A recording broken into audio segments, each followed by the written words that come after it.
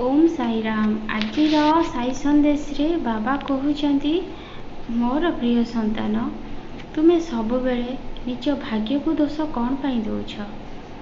तुम्हें खाली कहूच जहाँ भाग्यर अच्छी ताहा घटिब। मुबा कौन करि परिबी संतान। तुम्हें कर्म तो करि परिबो।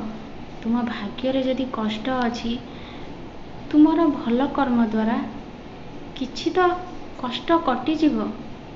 तुमको बहुत जल्दी तो टिके शांति मिलिब ना तुम्हें भाग्य को सेमिति सब बेले दोष देई खाली निज जीवन को छटपट करुछ संतान। मुझे लगी कहूची तुम्हें कर्म कर। तुम्हें कौन कर्ता।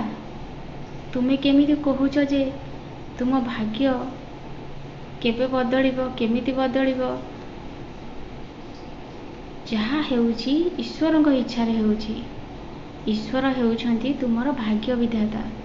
तुमर भल कर्म द्वारा तुम भाग्य निश्चिंत बदलिब मोर संतान।